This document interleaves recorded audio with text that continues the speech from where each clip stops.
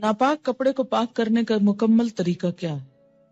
طریقہ یہ ہے کہ پہلے ناپاکی کو تلاش کریں کہ ہے کہاں، اس کا نشان، داغ، کچھ بھی جب نظر آ جائے تو اس حصے کو الگ کر لیں باقی کپڑے سے، اب اس کو الگ پکڑ لیجئے باقی حصے سے، ٹھیک ہے؟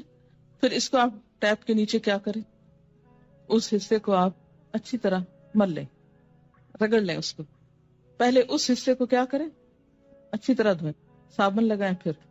پھر اس کے بعد کیا ہے کہ اس کے ذرا سے پیچھے والے حصے کو، کیونکہ پانی وہ اس کا پھیل کے پیچھے تک آ جاتا ہے، پھر اس کے بعد ایک دفعہ پانی صاف ڈالیں اور اس کو اچھی طرح نچوڑ لیں. پھر اس کے بعد پھر نچوڑیں، پھر تیسری دفعہ، اور ذرا سا دیکھ لیں کہ پانی کیسا نکل رہا ہے، میلا یہ صاف، بالکل کافی.